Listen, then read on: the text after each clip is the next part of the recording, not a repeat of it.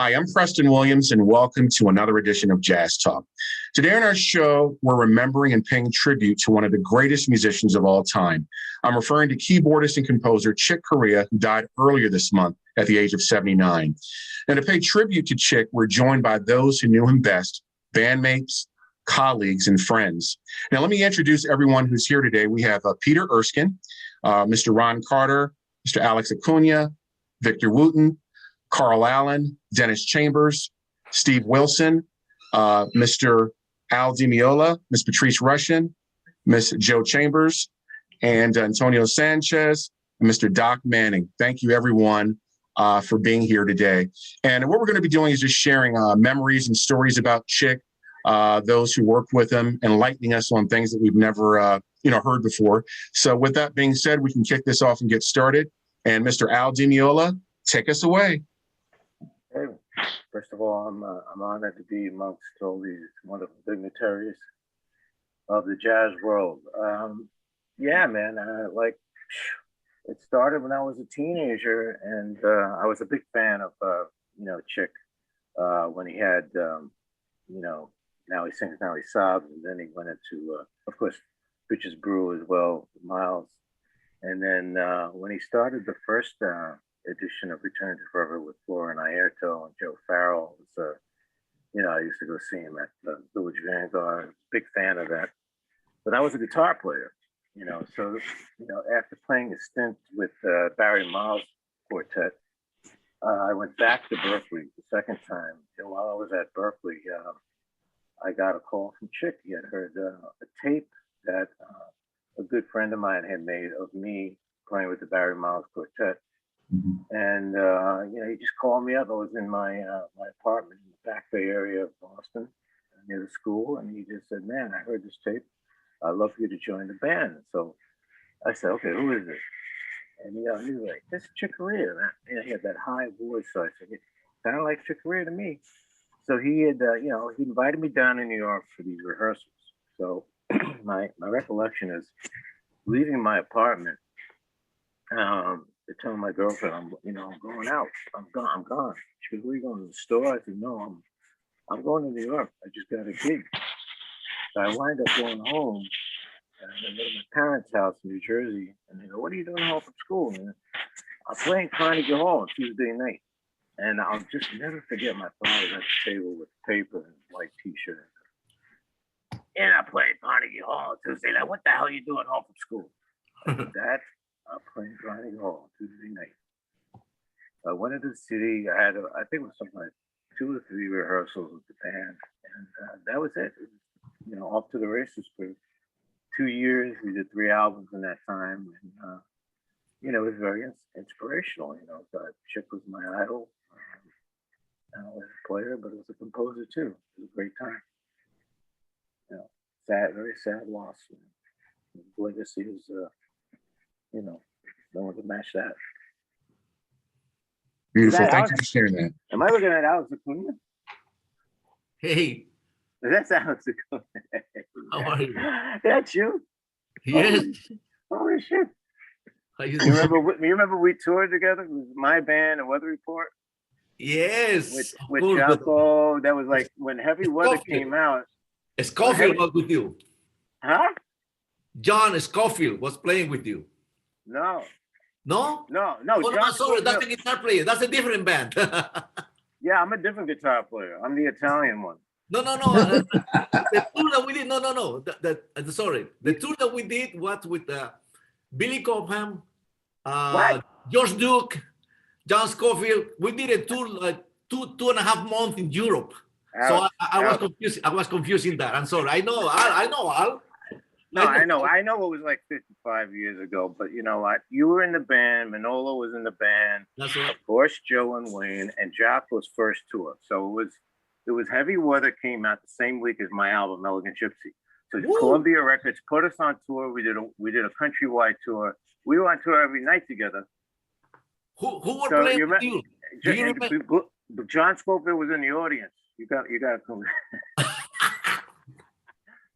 Man, ages. Who were the musicians playing with you?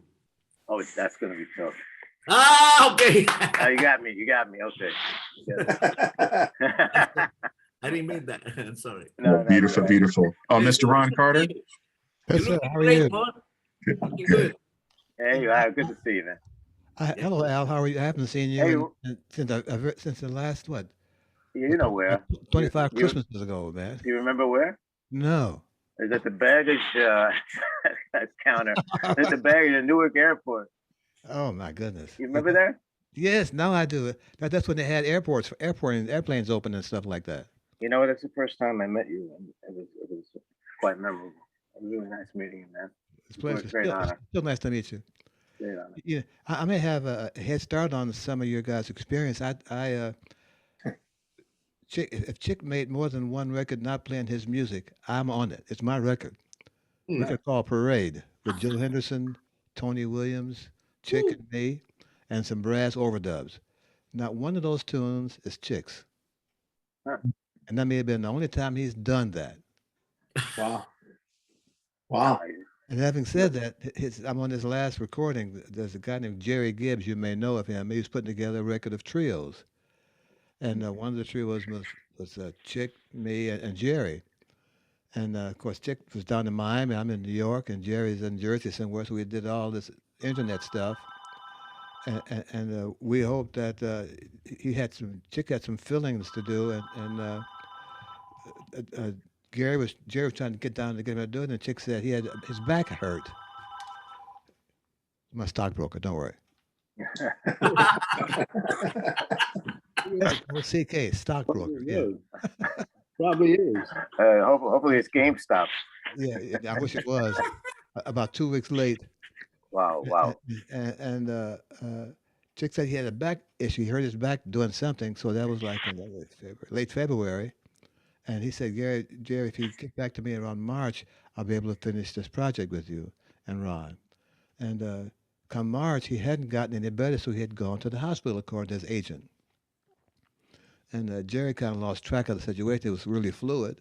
And ultimately, they found out that he had an inoperable cancer and very short time left. So the record we were on together, I'm not sure how it's complete, but they're planning on issuing his last record that I'm a part of along Jerry Gibbs. Mm. Amazing man, amazing player. Oh yeah. Yeah, just amazing. Yeah. I met his parents in Boston at some point, went by his house. Yeah, we rehearsed at that house. Huh? We rehearsed in the basement. Oh, really?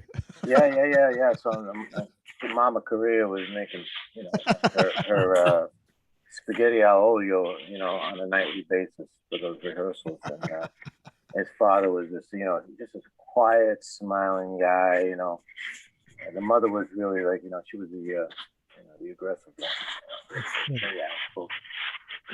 But it was fun. So It was we a long all way miss back. him. 1975. Yeah. He said, and on this record, Parade, it doesn't sound like Chick Corea at all. He sounds like an early Monk.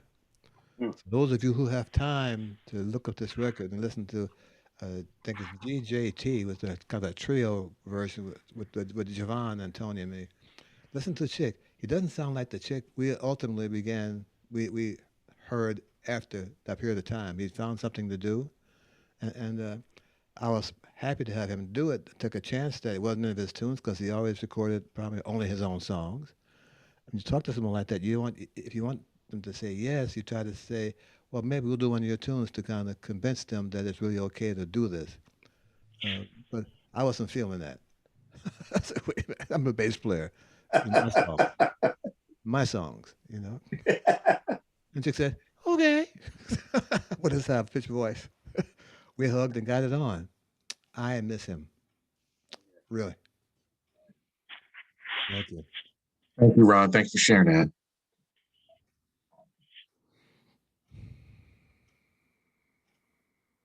Whoever wants to share can just jump on in. Jump on in. Well, Mr. I had a great moment with him. I had several great moments with him. But I remember this one incident where it was a band put together. It was John McLaughlin, Carlos, Chick Corea, Herbie Hancock, Wayne Shorter, Ravi Coltrane, and Steve Winwood, right? So as we were rehearsing this music for this event, I remember we were playing "Blowing in the Wind" or something like that by Stevie Wonder, and Chick comes over to me and he's looking at me, go like, "Now listen, man, I know this music is very hard, so you have to pay attention." Like he's trying to tell me how to play the drums, and I'm looking at him, and I took him serious for a minute, and it dawned on me. I mean, he was just messing around. But one thing I loved about it, it was just the fact that this guy was, I mean, he wakes up every day, just like all of us. But, you know, for him, he just dedicated his day to music. He was always, man, it was like, you know, when you call him on the phone, he's always talking about music, you know, listening to something, constantly looking for younger talent, you know, to play with. You know, he's just one of those guys, man. I'm definitely going to miss a great musician. Seriously, great musician. True. Yeah. Hello. Well, one thing, you know, Chick played drums. You know, Yeah. he played at the drums. I mean, he could play pretty decent drums too. Because I used to go out to a spot out in the Queens. We used to rehearse. Well, Chick. Met him years ago. I can think of the years in the 60s, mid 60s. The thing about Chick is when I think about him, see, Chick went into the neighborhoods. He went into the neighborhoods. He played Latin. He played with Willie Bobo, Montego Joe, a real typical Latin. That's where I first saw him. I saw him with Willie Bobo in the Cornet in Brooklyn, mid-60s somewhere around that time, you know. So then we met again. He was in the Blue Mitchell band, Blue Mitchell Jr. Cook, which was really the Horace Silver band, and they broke off and got picked up Chick. That's where I actually worked with that band. We worked with that band, did a couple tours and played. Oh, one thing is we played in Minton's for 3 months. That's the way they booked you back in those days. We was 3 months in Minton's Playhouse. Yeah, uptown.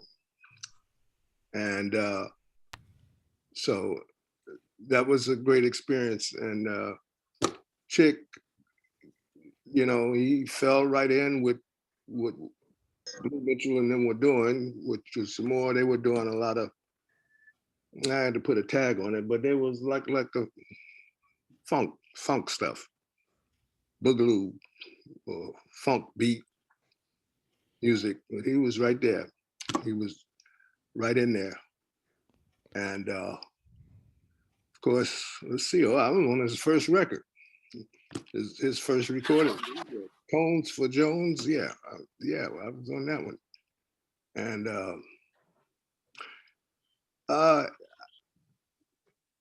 I would have to say, Chick, he had a lot of drive. That surprised me right off. He had a lot of drive, and he actually reminded me of McCoy Tyner. And I think he was attempting. McCoy might have been a big influence at that time, but Chick had a lot of drive when he was playing, and it was easy though. He wasn't exerting like a lot of movement, but he could swing hard, and it was a lot of, we worked together with Joe Henderson, Joe Henderson band. We did some things up in Boston, and so he was a great dude, man. Beautiful dude. Yeah. Jill, you remember our gig at the Village Vanguard? What I'm saying about him going into the neighborhoods, he went. That's where he's different than different than a lot of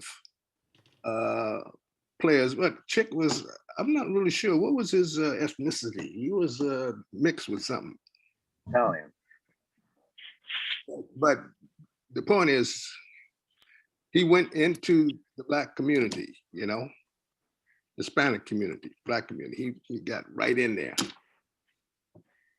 And that's what made him different. See, a lot of players of his ilk did not do that, but he did.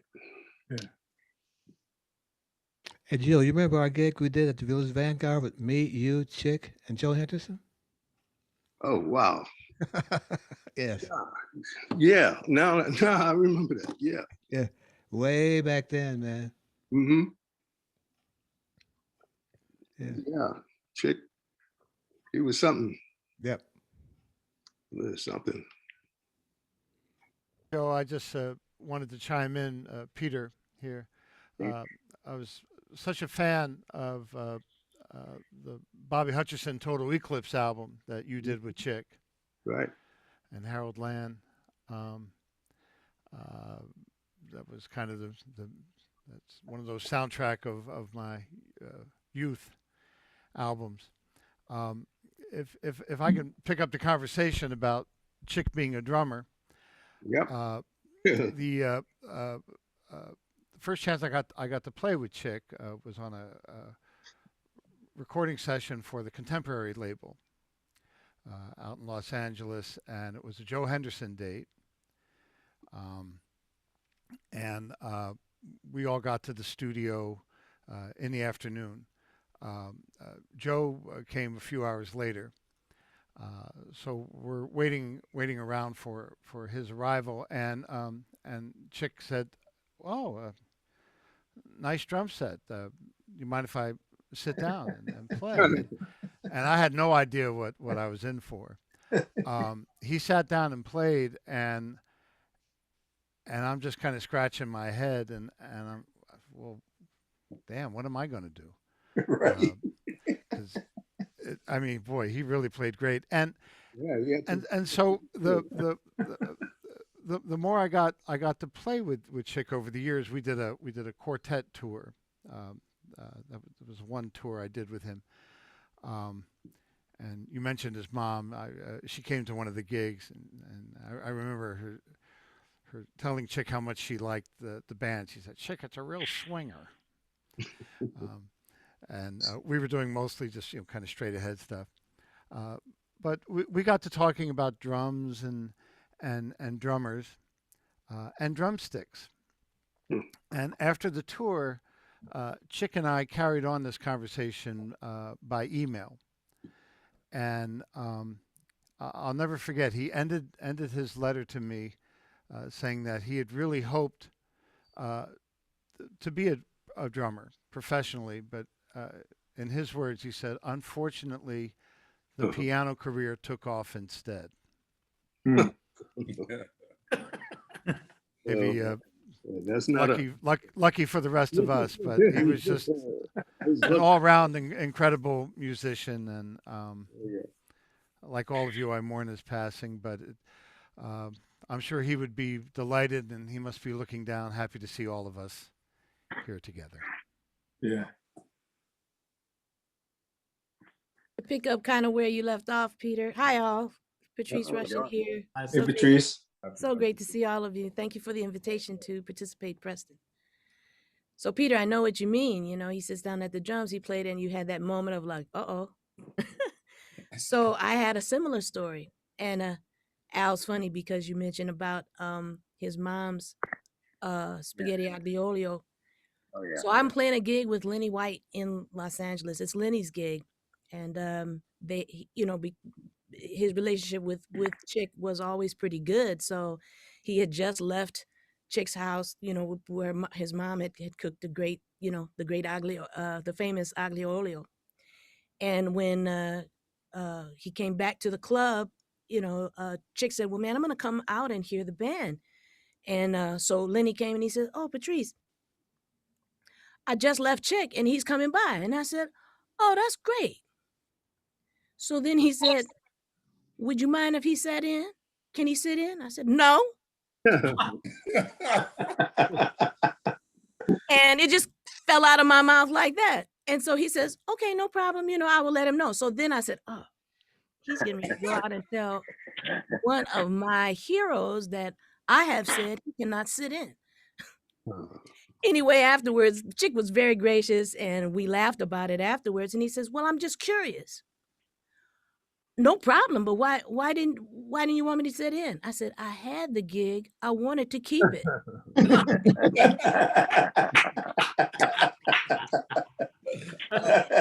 a good one. That's a good one. But he was always so nice to me. And I say this as, one of the few pianists on our panel, the generation that I came up in really looked ahead a few generations back to be able to understand and appreciate the tradition of this music and to be able to carry it forward and to understand our responsibility in addition to being artists and having fun and enjoying the music, our responsibilities as stewards of the music. Yeah. And the generation that Chick is from gave us, especially pianists, permission to utilize that information to be able to explore a lot of different things as long as it was done at a level of excellence. That was the criteria. If there was any bar you had to hit before you did anything else, it was that you had to be striving for a certain excellence, elegance, and eloquence in the way that you accomplished whatever you wanted to do musically, genre not specific. And so to watch someone who had mad technique, but as was already alluded to on the call, could swing away, and didn't mind experimenting with different forms of music, whether it be electric or acoustic, super prolific, and from the standpoint of the compositions, all of the compositions thoughtful. There are very few Chick Corea tunes, even now as a teacher, when I assign to some of my students to learn just compositionally and see how things are put together in terms of the chords and how they follow one another and melodic stuff. Every tune is a beast because they may sound not that difficult, but when you really get inside of them and understand what's going on, the way they're put together sounds simple, but they're not at all. They're very, very well crafted, very complex, and very much like Chick, where the precision in it has to meet a certain kind of spontaneity. And that's a very delicate balance, but one in which we saw happen in him being one of the primary examples of that. That is, his spontaneity and his precision could coexist. Yeah. And so I think that what I will be trying to do as I continue to take all of this great music that we are left with and the great legacy of who he became and the ability through technology to kind of see that journey, be it on YouTube or any other of the documentaries and films that are left that give us an idea of putting together sort of this tapestry of music that became what he is known for. I think it just keeps those of us who know have to keep doing. If you know, you've got to do. And in so doing that, hopefully keep pushing the envelope on what's possible musically when the joy of making music and the joy of making music with like-minded people, when your passion and your purpose meet. So thanks for giving me the opportunity to share a little bit, and I look forward to the rest of the stories. God bless all of you. Love you all, Matt. Thank you, Patrice. Thank you so much for sharing. Patrice. Right. Okay. Thank you. Well, if I may, hi everybody. Antonio Sanchez here. Hey, Antonio. An honor and a pleasure to be amongst all this incredible artists here. And I have a bunch of Chick stories, but I mean the main thing is that I was born and raised in Mexico City, and I was really a rock and roller, for the longest time. I was into, the Police and Rush and the Beatles, the Rolling Stones, Jimi Hendrix, Cream. Those were my bands, you know. And one day, a friend of mine um, gave me a tape, and he said, you know, you like rock and roll, you might like this. And it was the Chick Corea Electric Band, and it was Light Years. So I listened to this tape, and it just completely, you know, changed my whole world, because Chick really was the gateway for me to get into jazz. I was not into jazz at that point in my life, and you know, that band had a lot of the elements that I liked, from rock and roll, which is like, you know, big drum sound, electric instruments, but they were improvising like I've never heard anybody do that before in my life. So immediately it just completely changed my perspective of music and of everything that I had been trying to do up to that moment. And I was like, that's what I want to do. And then shortly after that, I remember, Peter, you came to Mexico City with Chick and Patitucci, this huge auditorium, and I went to see it. And you know, it was just incredible for me to witness that level of musicianship. And Chick probably was like the single most important person for me to make that transition from one genre of music to another. And you know, being from Mexico City, everything that had to do with, you know, musicians, as all of you, just seems so far away, so far removed from, you know, from anything. It was like watching a Hollywood movie. You know, it's like, you know, how am I ever going to get to a place where I can interact with somebody like Chick Corea or, you know, any of you guys? So, you know, I moved to Boston to go to Berkeley in 1993. And, you know, slowly I started seeing more concerts. I saw Chick a bunch with a bunch of different bands. But, you know, my dream was always to get to play with them someday, you know, but it still seems so far away. And, you know, little by little, I started getting more involved in the business with great musicians. And I ended up, you know, of course, playing with Pat Metheny. And I was at the Jazz Avien Festival. I was playing with Pat, with Michael Brecker and Christian McBride. And I had never really met Chick before. And I remember it was the Chick Corea Electric Band reunion, and we were opening for them. So I was like a kid in a candy store, you know, I knew all these tunes inside out. And I'm like right next to Chick, just watching the sound check, super excited. I knew all the drum parts, everything. And then all of a sudden he looked at me, and I've never met him. And he just said, "Oh, hey, Antonio." And just the fact that he knew my name just fucking blew me away. Sorry, but it just blew me away that Chick Corea knew who I was, you know, and I was just like so excited. And then after the gig, I went up to him and I said, "Listen, you know, you mean the world to me, your music, everything about you. And I don't want to die before I get to play with you." And he laughed and he said, "Oh, well, let me think about it." And a couple of months later, you know, I got a call from his management, and he started calling me to do little things. And then I asked him if he could play in my first record as a band leader. And he not only said, "Sure," but he said, "Okay, but I want to write a couple of tunes for you, if that's okay." You know, and I was like, I mean, I couldn't have been more blown away by not only wanted to play in my record, but also wanted to write a couple of tunes. And one of the name of one of the tunes was "One for Antonio," and it was this incredibly beautifully crafted, typical classic Chick Corea, you know, very short, but it had everything you needed on a, you know, 4-minute tune.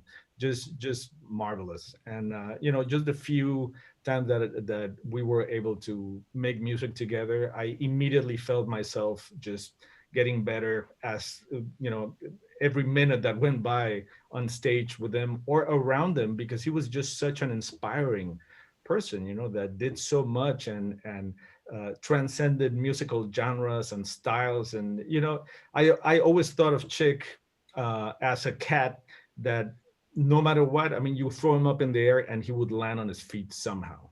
You know, I saw some of the weirdest combinations of musicians together on stage where you would be like, "This, no way this is gonna work. This is not gonna work."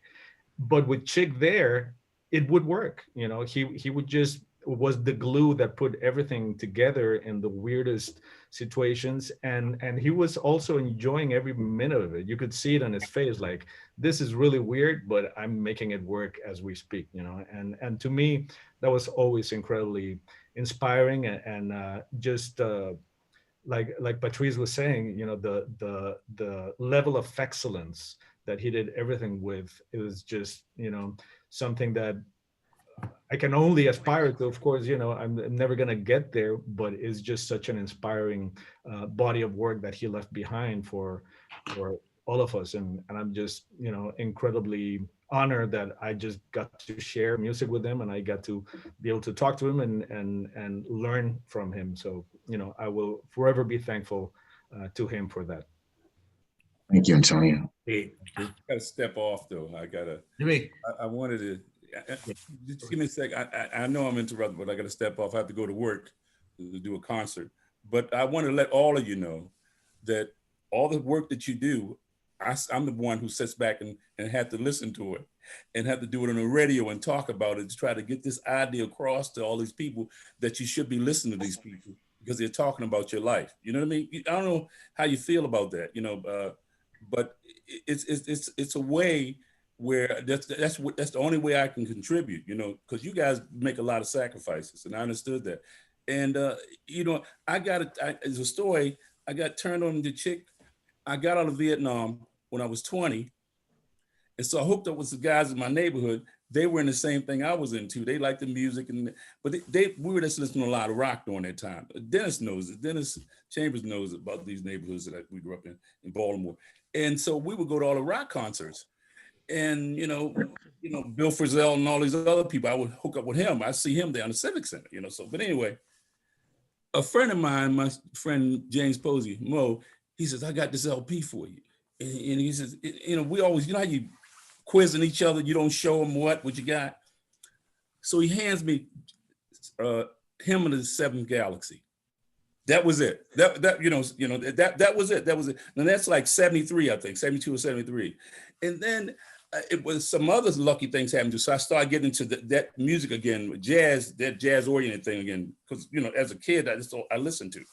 And all of a sudden, when I got married in about 74, 75, I called a radio station to get some information from this guy. And the guy says, you won some tickets. You know, okay. I was like, okay. Yeah. Turn to Forever. And I don't know if it was it was an R&B group, but it was Return to Forever.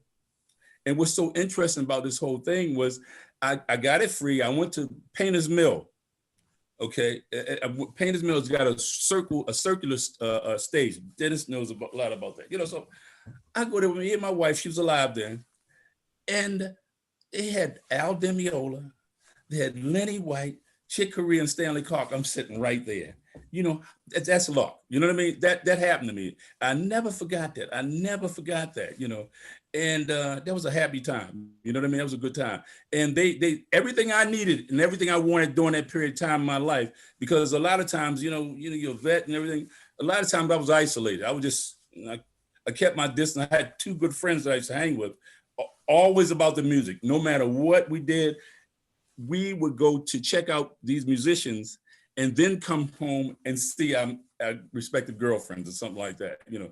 And this time I took my wife with me because we finally got married during that time. And I was still young. I was like 24, 25, you know, and I saw this group. So I wanted to let all you guys know that I'm very impressed about all the work you do and what has happened to me all these years. So, but thank you. Thank you very much. Thank you, man. Thank you.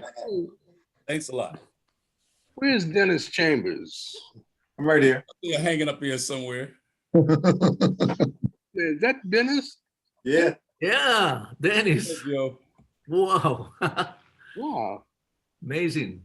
Yeah, I mean, you look different, man. That's Yeah, I lost the face since the last time we saw each other, Joe. yeah, Wow, that's amazing. Beautiful to see you, man. Okay, Yeah, man. just, you know, damn, you look different, man. Yeah, a lot of pounds lighter. Could be, yeah. That's it. Can I say something? This is Alex. Yes, please, Alex. I was born in Peru, and then I came to the United States a long time ago, and I went to San Juan, Puerto Rico. Well, first of all, before I was talking, I want to talk about Chick, but definitely I want to thank you, Preston, for letting me be here with everyone. A lot of my heroes are here. Anyhow, everybody. In 1968, when I was in San Juan, I was checking an album. The name of the album is Wild Thing by Armando Peraza. Wow, yeah. And I played in 1968. And I said, whoa, Wild Thing, great. I said, wait a second, who's that piano player, you know? So I read the album. Chick Corea, I had no idea. This is 1968. And then he took a solo at the end of that piece. I said, I never had a Latin player that can play those kind of notes. The choices of notes were different than, I mean, I love Eddie Palmieri and everybody else, but what Chick played in the solo, you know, was, oh my goodness, what is that? I never heard that. So really knocked me out, you know, right there. Then I started listening to him when he did Light as a Feather, you know, with Ayrton playing brushes and Stanley Clarke playing different than anybody on the bass, especially on the sambas, fast samba stuff. And Chick, his rhythmic stuff. I still listen to that album for everybody. You know, Ayrton playing those brushes. And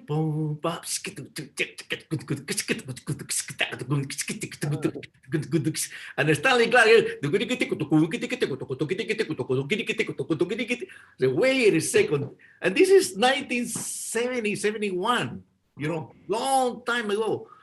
I'm still trying to reproduce those brushes sound of Ayrton and following Stanley, and then Chick, his rhythmic stuff. I said, wait a second. In those days, it was a brand new thing for me. And I already knew how to play sambas, you know. I came to the United States playing sambas, but I never heard a samba like that, you know, in that album. So it knocked me away. And then about 1982, I get a call. I said, Alex, this is Chick. I said, Chick? Yeah, I want you to play in some songs in a new album that I'm doing. And now this album really knocked me out. It still knocks me out also. It's called Touchstone. Oh, yeah. One side is flamenco music with Paco de Lucia. Now, this is a different genre, okay? This is flamenco. Flamenco, well, it has its own thing. Anyhow. I said, wait a second. So, okay. And he said, well, Paco told me that, you know, you guys in South America, you know, the three really good, and in Venezuela, Peru, and the flamenco, and you play open 3/4. You know, this is 1982. I never played flamenco music before. So I went to the studio. No, I went to his house first. He used to live in Los Felix. And one evening, I went there, and he was in a robe waiting for me. And he went to the piano, and he showed me the music. One of the tunes, I still have that music. It's called Dance of Chance. It's a buleria, but it's a 2 bars buleria, which is 2 bars of 12/8, which is 2 bars of 4/4, you know. Dun, dun, dun, dun, dun, dun, dun, dun, dun. Right. Dun, dun, dun, dun, dun, dun. Dun, dun, dun, dun, you know, like that. I said, wait a second. Do I have to feel the music like this? Or can I just play on 3? Well, Paco said that you should feel it in 3, but Paco is coming tomorrow and we can check it out. Okay. So I went again tomorrow. We talked to Paco. And actually, Paco is the one that recommended me. I think the album was already started, was being played, was other musicians. But I said, Paco, man, phew, I never played flamenco. Alex, it's in 3, blah, blah, blah. And Chick started playing again in the piano, that tune. Wow. Opened my mind, of course, you know, an incredible school, like everybody said. Chick definitely will be missed. Definitely left big footsteps, you know. He left a big hole in the earth, musical hole, that is going to be kind of tough to fill it up, really, you know, and irreplaceable. And we became friends. We had a great experience. We did the album, was fantastic. And then Don Elias played batas in another buleria that they played. The name of that song is, I think it's Yellow Nimbus. Fantastic. Amazing the runs that they have together with Paco. It's just a piece of art. A piece of art. And the reason I keep talking about this album, because I met him in San Juan, Puerto Rico in one of the Heineken Jazz Festival. You know, we took some pictures with Paquito de Rivera and everybody that was there. And he comes to me and says, Alex, remember that album we did, 1982? I said, yeah, Touchstone. He said, that's my favorite album. I said, wait a second. No, you're kidding me. How can you say that? She came in. No. He said, no, man. And I said, why is your favorite album? Because it's not that popular. But I understand the lingo, because that album is not very popular. You know, I said, that's exactly what happened with my music. My Peruvian music is not that popular because it's not commercial, you know, anyhow. But so anyhow, man, in doing, I'm going to go back a little bit, doing that album with him, those tunes. The first song that we did, him and I, was just piano and drums. And the name of that tune is Estancia.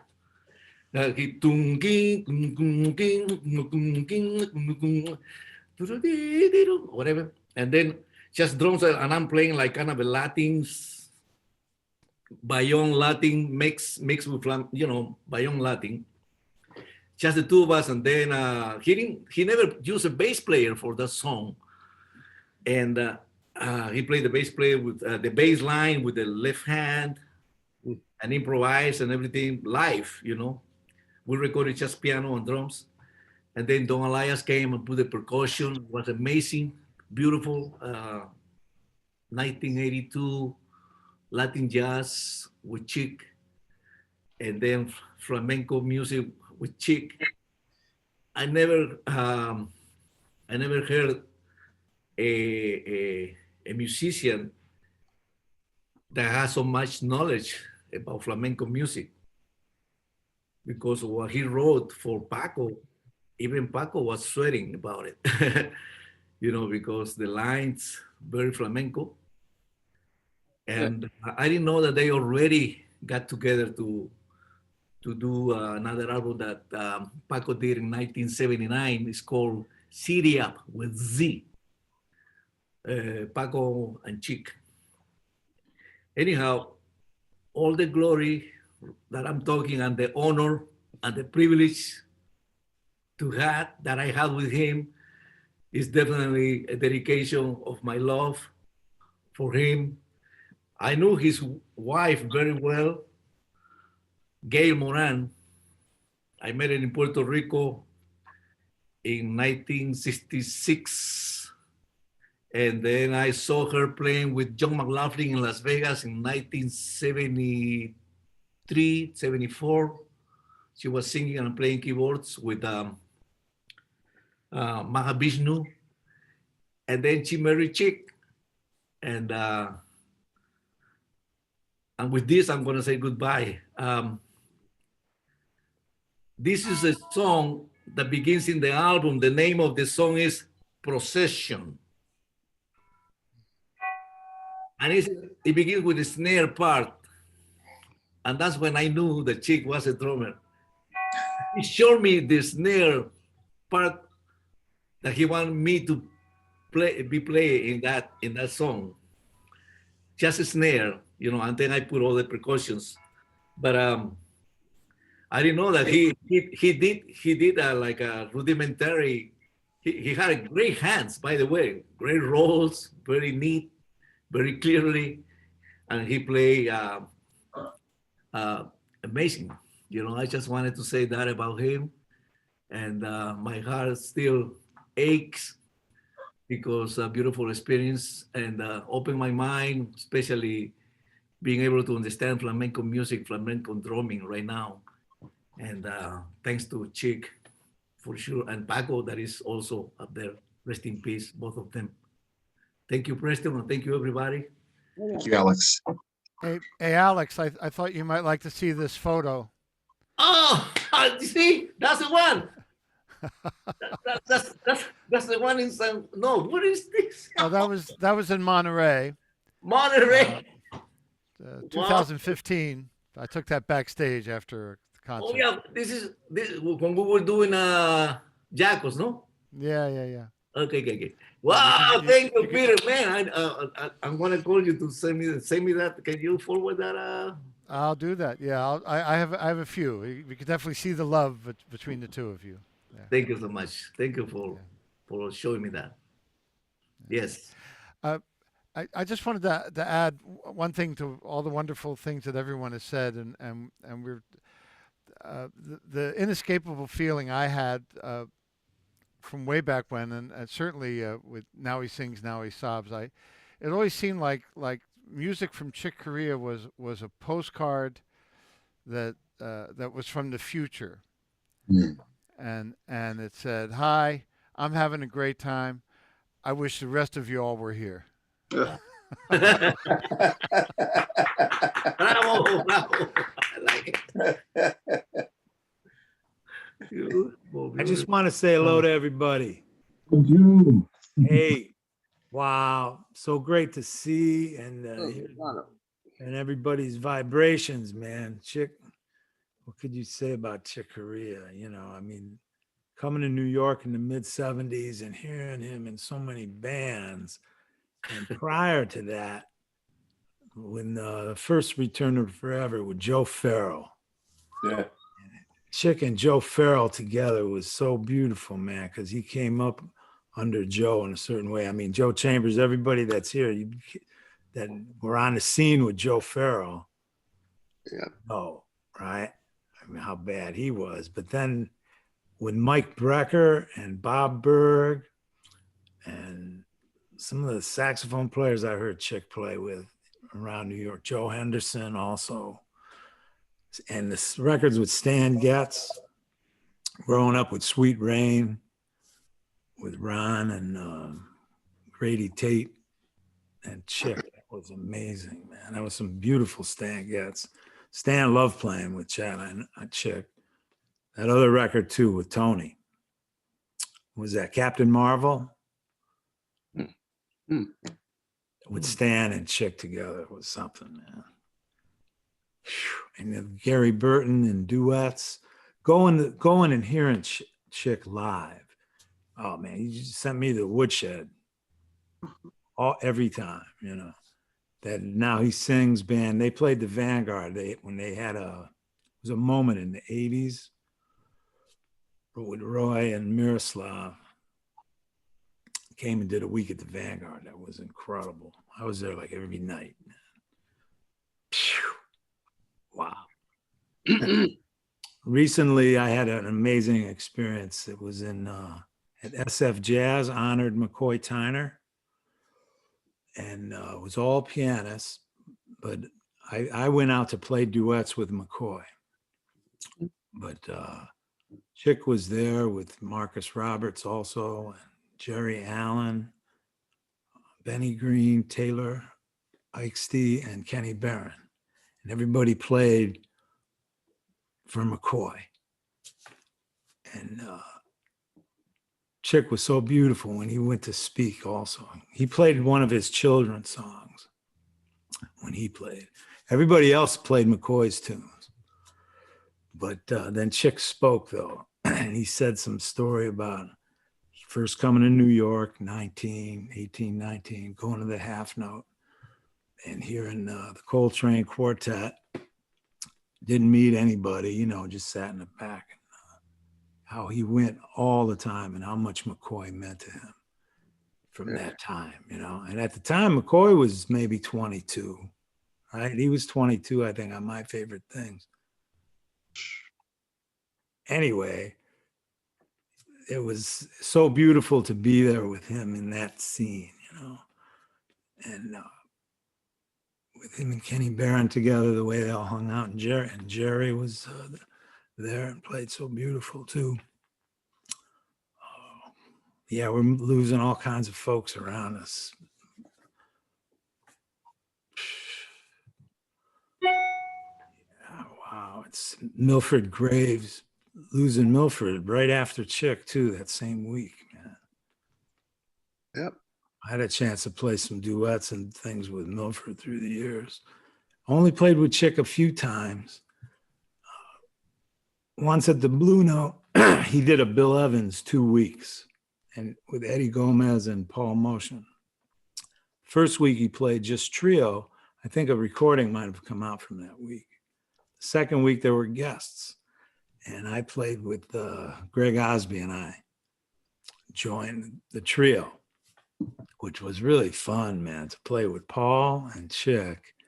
Very different, the way the time felt. It was just so moving, and you heard all these inner parts from like the whole note all the way up, you know, the 64th notes or whatever.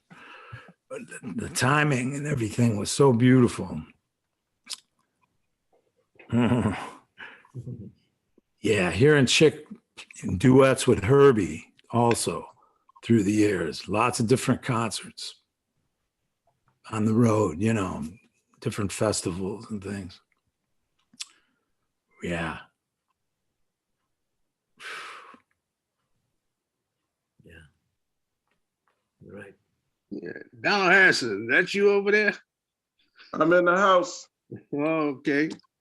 How you guys doing? It's great to be here and Yeah. talk about a gentleman, hey, Peter, who is irreplaceable, who was a special spark, who I listened to a lot growing up and listened to a lot as an adult. I see one of my favorite saxophone players who play with him a lot, Steve Wilson, in the house as well. A lot of great people. Good to see you, Patrice Rush, and everybody who's here. But I don't know if I'm a person who's supposed to be here. I only had a couple of encounters with Chick Corea. The most memorable being I was playing at the Vanguard with Roy Haynes, and so Chick came down to check us out. So he listened to the first set, and I was working on some gospel harmonies, interjecting into a jazz context. You know, when they go into the 4-chord in gospel music, sometimes they'll play the 5/7 of the 4-chord as a sus. So that would be the minor chord, the way they play. Then they go up a third and play. So like if you was in going to F sharp, they would play the C sharp 7 sus, which would be like a G minor. And they would go up to the F in gospel music and play like the C sharp 7 flat 9. So it sounds like they're playing a diminished chord, but they're really not. Or they could play with, you know, any of those growing up in and minor thirds, they could play any of those 7 chords like that. So I was working through that kind of harmony on through the songs we were playing with Roy. And Chick Corea sat there for the whole setting. So I figured, you know, jazz guys don't really hear this kind of thing because it comes from gospel music. But then when Chick came and started playing with us, he had heard everything I was doing and he was playing it. He was like, oh, there you go. This is what you were doing. I got you, man. Go ahead, do your thing. So I was just shocked that this guy had paid that close attention and had figured out how he was going to deal with it when he came on the bandstand. And I see Steve nod his head, so he probably has had those experiences too, you know. And that's what a lot of the great masters do, you know. I get to play with Ron Carter a lot, and he's so super capable of doing that kind of thing. And McCoy Tyner, all those guys, you know. It's always a great joy to see how much they really understand about music, how much they listen to other people, and are able to interject something with you that really takes it to a special level, I think. And if all the music that you hear of Chick Corea, it has that what I call fine-tuned ideas, you know. From the roots to infinity, that's a statement I have about music. And also one of the things I came up with, inclusivity leads to exclusivity. You develop, for me, you develop an exclusive sound like Charlie Parker and John Coltrane and Sidney Bechet, because they listen to everything. Yes. And they incorporated so much into the sound, and they listened to everybody, and they thought everybody was important. I remember I was playing a trio gig with Ron Carter and Billy Cobham, and Chick came backstage, and he had a lot of reverence for those guys. So he was telling them thank you, because he had listened to every note again, and understood, you know, how they were moving the music around. And that's what I mean by inclusivity, you know, just listening to everything and realizing the importance of it. And I think that's, you know, I can't say for sure, but I think in my heart that's the one of the hallmarks that made him such a special musician. You know, you can hear all these influences in his playing, from flamenco to fusion to rock to funk to jazz. He loved Bud Powell, you know that. But you can hear all those things in his playing. And that's what gives him that exclusive sound that you know Chick Corea the second you hear him. It's hard to play piano and come up with a sound that after they play 2 notes, you know who it is. There's not many guys who do that on piano. I mean, they do it on a lot of other instruments. But he was a pianist who got to that level. So I'm gonna cut it off. It's just I'm just glad I had a chance to see him perform live, and a couple of chances to share a bandstand with him, and to see the perspective that he had on music through playing, and a few times to talk to him about his ideas. And they have helped me.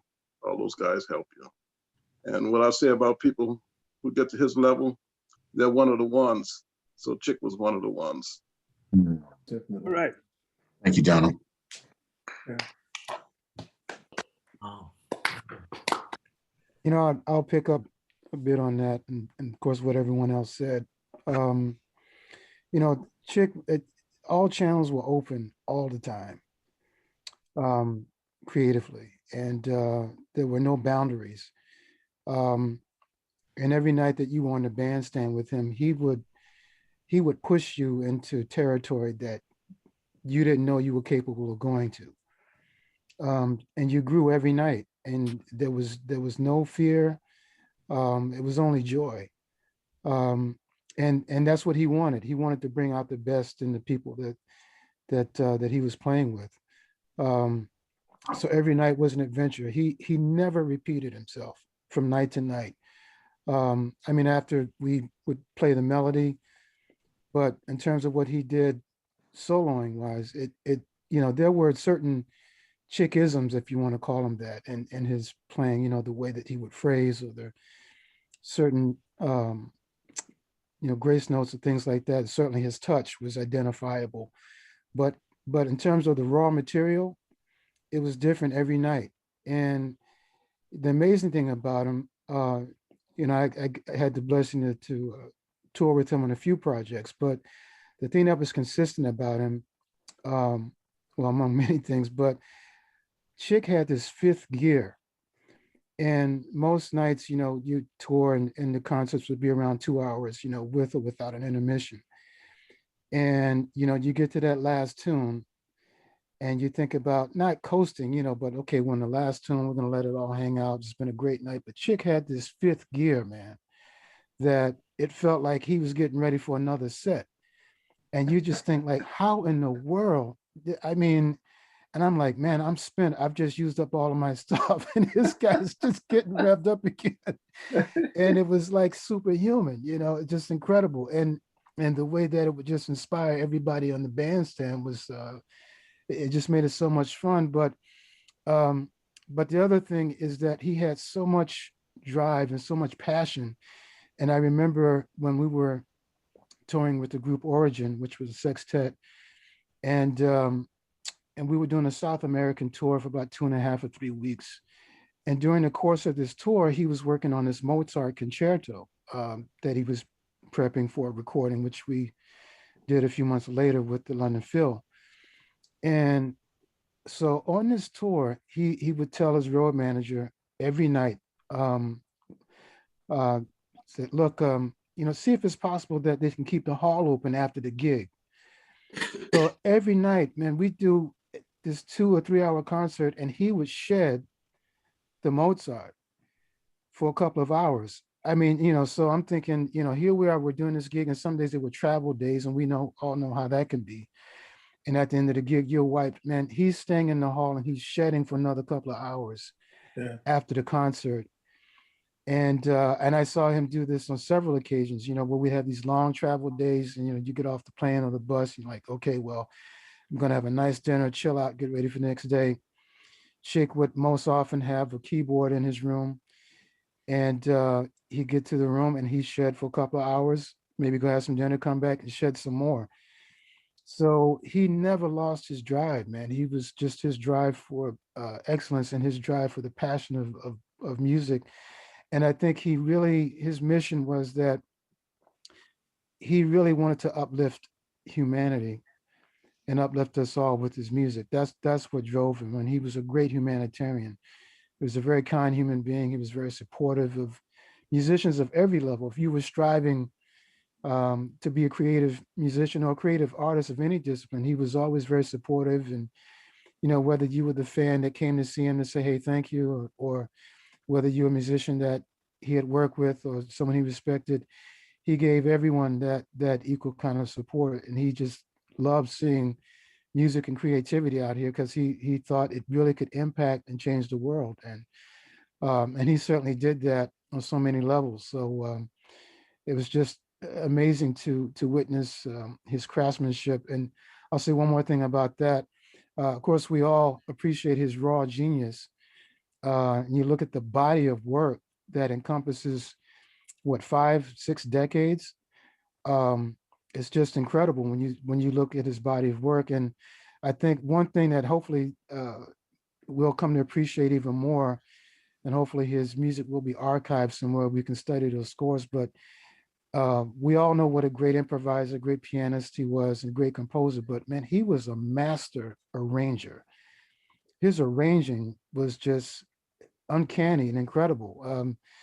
And so we look at all these different projects, everything from Return to Forever to his last project, the Spanish Heart Band. The level of arranging is that you don't find this stuff in any textbooks. I mean, he found a way to arrange for these ensembles that there was no template for. And he made every ensemble sound bigger than they actually were, whether it was the trio or the 13-piece band that he traveled with some years ago. So it was just a real blessing to be around that kind of genius and that kind of humanity. And it's something that we're all going to learn from and be inspired by for many years and for generations to come. And I'm just very blessed to be among all my heroes here, and gratitude to all of you for your artistry and creativity. You, of course, I've listened to all of you. I've played with most of you, and it's just incredible. So, thank you.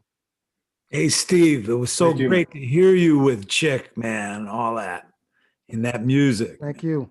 With Tim Garland, right? Who was Yes. writing a lot of things from the UK. Right. Oh yeah, man. Yeah, going to hear Chick, like, yeah, it was something else, man, with everybody, man, through the years. And speaking on his arranging too, I was in the Woody Herman band in the late 70s, and Chick wrote a suite for the band. It was called Suite for Hot Band for Woody, 1977.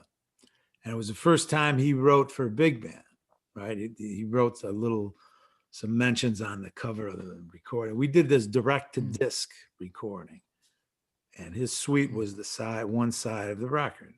The other side were Steely Dan tunes arranged by different folks. But to rehearse with Chick in Boston with Woody and all that back then, man, it was amazing, man. And he was, I've seen him around a lot of people through the years at festivals, folks that he was inspired by also, because he was inspired by everybody he ever played with too, man. He was full of ideas and spontaneous music with Dave Holland and what was that one record?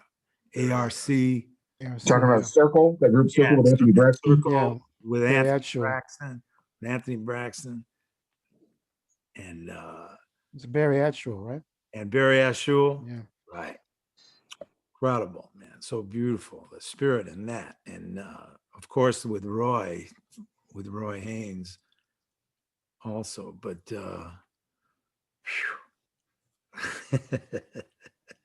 he came, to have him in the club also was something, because he came, I was playing with a few different folks, and he would come and hear us.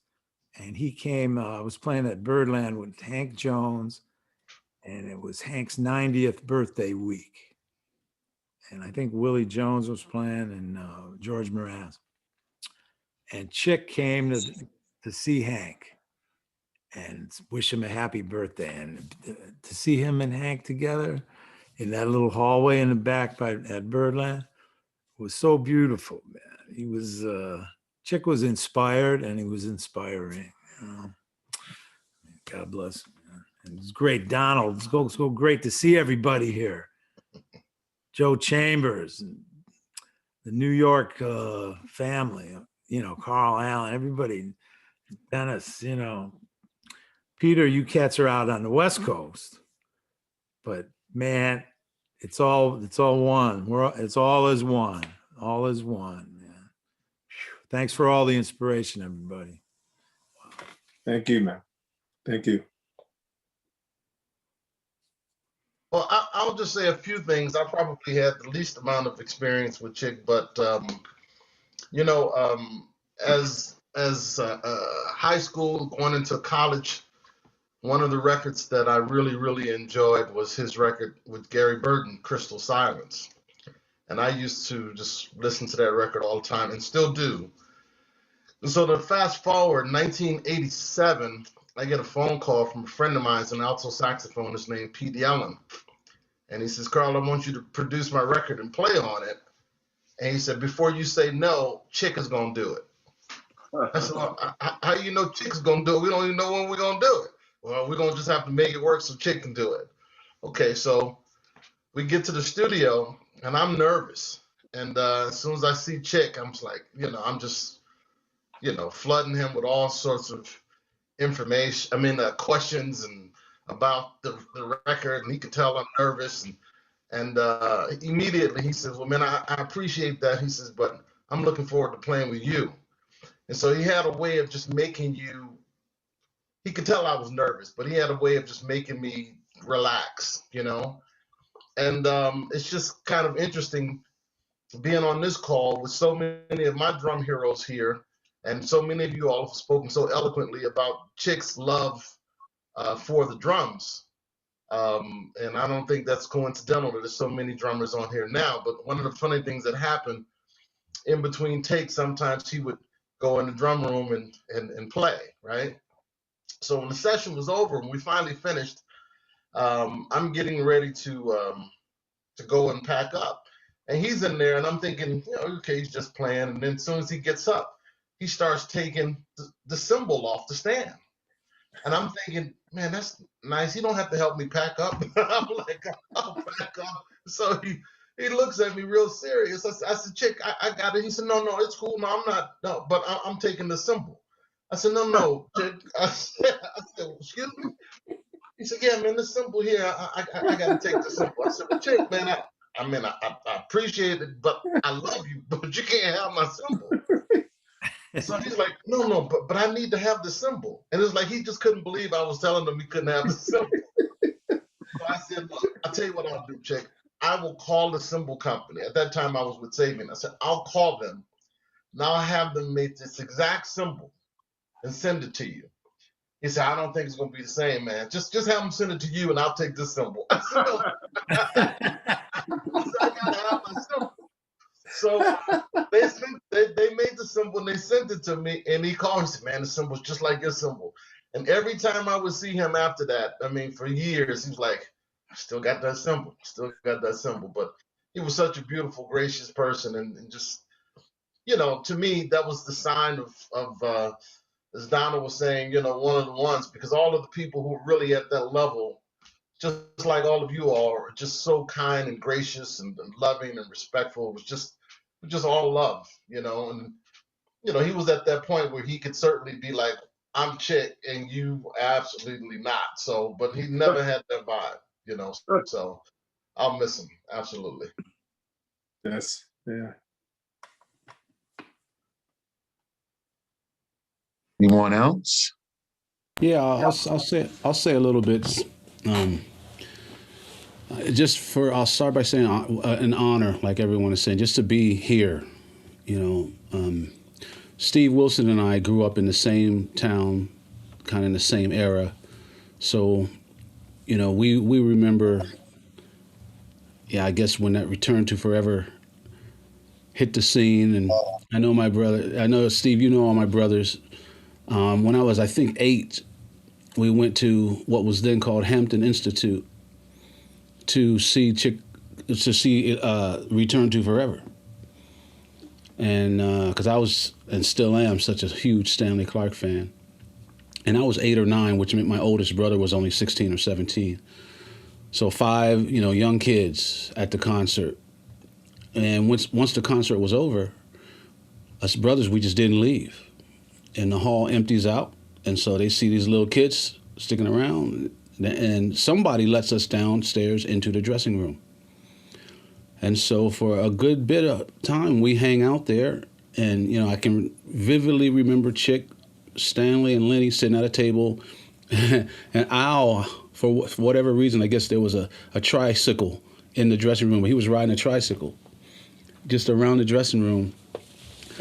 And but me being such a huge Stanley Clarke fan, getting to know Stanley many, many years later, Stanley remembers that meeting of these little kids coming in. And so for me, I say that only to say, for me now, whenever I'm around those guys, Al, Stanley, Chick, any of those, Lenny, I got to see Lenny yesterday, I feel 8 again. I feel 9 years old again. So getting the opportunity to play with Chick, well, no, even before the opportunity, getting a phone call that Chick wants me to come play, you know, there's a whole lot that goes into that, more than just, oh, I got to learn this music. For me, it's this 8-year-old kid now I got to get up there and stand in the same place that all these great musicians have stood. My heroes, Stanley, you know, just so many people have stood in this place where I'm supposed to stand. And how is this 8-year-old kid going to do that? But the thing that, I mean, we all know Chick can play. We all know he can arrange and all that stuff. But what really blew me away, and after playing with Bela Fleck now for well over 30 years, Chick Corea is Bela Fleck's, like Bela Fleck, the banjo player, #1 hero. And I see where Bela gets a lot of his stuff from. But Chick, and I'm sure it's like that for everybody, makes you feel so comfortable when you play with him. And the same way when you talk to people, you know, it's a dialogue. Chick is always dialoguing. But he dialogue, at least with me, he dialogue in a way that helped me so much.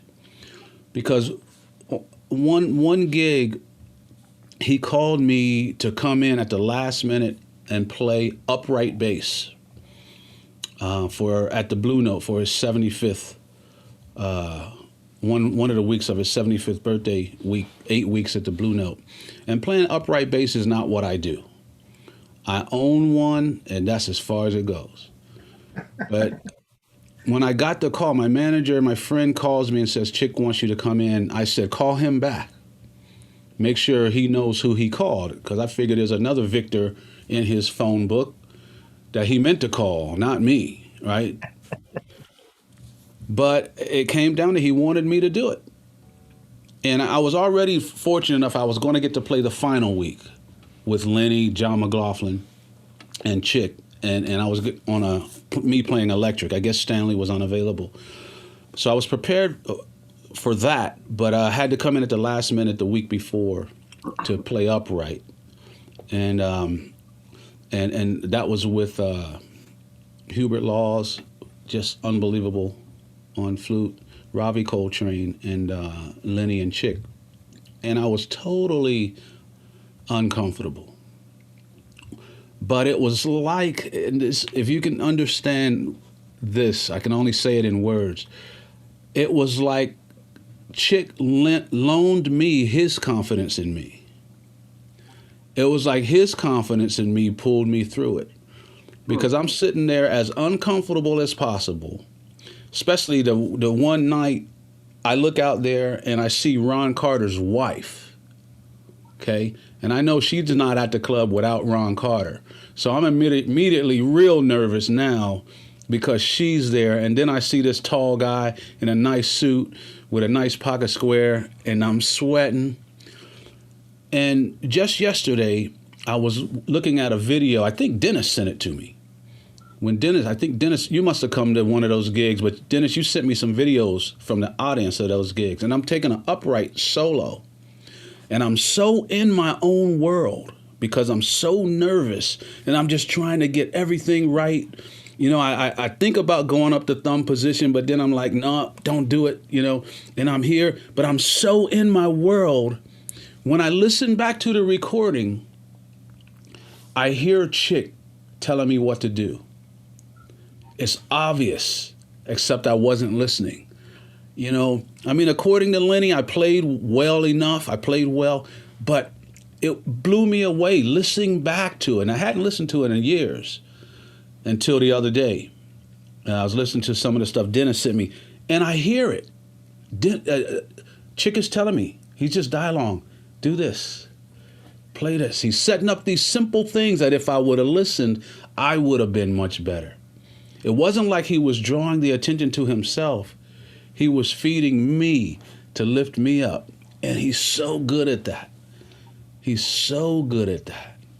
And to me, that's the true genius. It's not really that hard to appear to be a genius, right? You can fool anybody. That's easy. I mean, that's not even difficult. It's easy. And I'm gonna leave politics out of that. That's just what first comes into my mind is politics. But it's easy to fool people. But Chick was a real genius, and his main genius to me is that if he was playing with you, he would make you better. Not just sound better, not just appear better. When you finish with him, you were better. To me, that's his, well, he's got so many gifts, but that is a big one for me because I learned a whole lot doing the few gigs I got to do with him in the electric band as well as some of the acoustic stuff. And for the next year, for the next 2 years, Dennis will tell you, when we were touring together with the trio, for the next couple of years, I toured with an upright bass. Because I said, look, if Chick believes in me, I got to get good at this, at least better. And I said, if I ever get a call like this again, I'm going to be better at it. So I toured with one every night, but he inspired that. And to me, that's what he does. He makes whatever musical situation, and not even musical, just being around him. He's funny. He's not just talking about himself. You don't have to agree with him.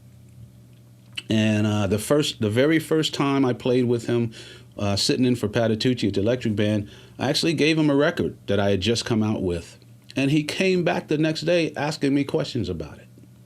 And it let me know he had really listened to it, and it just blows me away. So of course he's a great musician, but who he was as a person is the most thing that sticks with me. Yeah. So I'm happy to have been able to play a small part in his life, but he has played a huge part in mine. Yeah. Beautiful. Thanks for sharing that. Well said, man. Well said. I'm going to chime in here. As Victor knows, I was there that night at the Blue Note that you had to step in and play acoustic. And you more than made it work. You were ready. You may not have felt that way, but you were right in there. So thank you, Steve. That's amazing, man. Well, I'm honored. I fooled a few people. But Steve, I've known you too long. We go back. The funny thing about that, though, is I got the call on Wednesday that Avishai Cohen may not be able to get his visa for the following Tuesday. I think it was Tuesday through Sunday or Wednesday through Sunday. We did that. I can't remember. Tuesday through Sunday. That Avishai may not be able to get his visa from Israel. And can I come in and do it? So I had to change my Berkeley College of Music schedule, and I was able to do it. So Chick sends me, Chick says, I'll know by Friday whether he can do it or not and whether I'm going to need you. So I'm saying, okay, just let me know. So Friday comes. It's the Friday after Thanksgiving, 2016, I think. Friday, I get a call. I need you to do it. I said, okay, I'm in. Send me the music. He sends me the music. And I'm working on it. And I'm like, this isn't too bad. I think I'm going to be able to pull this off. Sunday, I got to fly to Boston to teach just for a day. I got to teach Monday and then leave on the train Monday night. So Sunday, I'm about to fly. I get an email. And it was so cool to see my name in an email with Chick's name and Lenny's and Ravi Coltrane and Hubert Laws and Victor Wooten, this little 8-year-old kid in the same email. I'm like taking pictures of the email address and stuff. It's so cool. I'm not even kidding.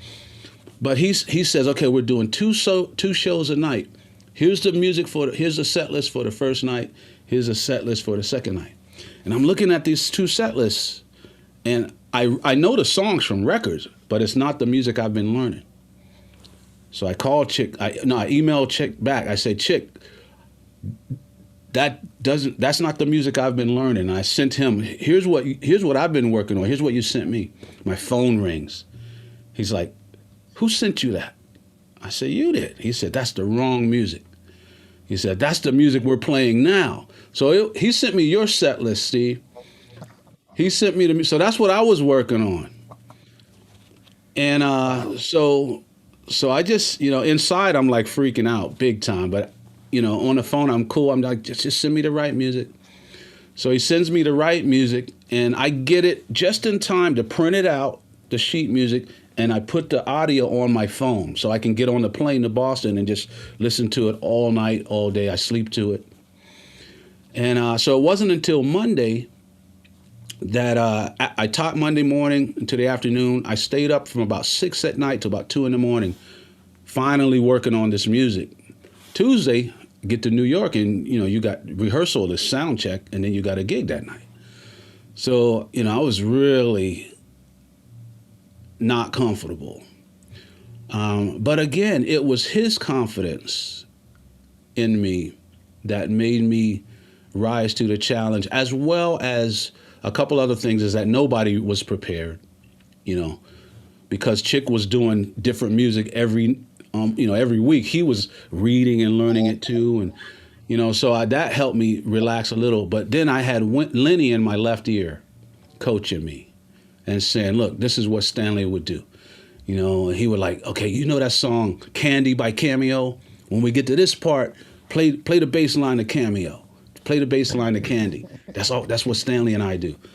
So they pulled me through. But the biggest thing was, I'm telling a long story just to say that Chick's confidence in you and the way he musically and friendly personally helped, just made us, I think, we're the musicians that we are because of the way Chick was. Or the way, I would say he still is that way, because his music still does the same thing to me. So, yeah. Beautiful. Thank you for that, Steve. I appreciate that. Absolutely. Anyone else want to share anything else? Is that it? I want to hear you, Preston. Tell me your I have an interesting Chick Corea story. I was very fortunate to be one of the last people to interview him last year, myself, along with Jazz's magazine.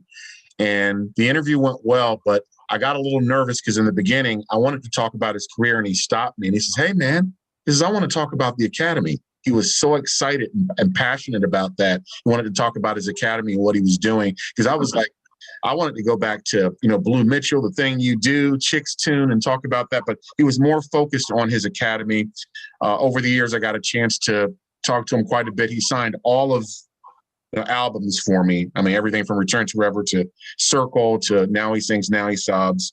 And I just remember an interesting meeting with him with the Freedom Band back in 2010. This was at the Clifford Brown Jazz Festival in Wilmington, Delaware. He was with Roy Haynes, Christian McBride, and Kenny Garrett. And we were just chatting afterwards, just talking about music. Bud Powell, Thelonious Monk, who we loved.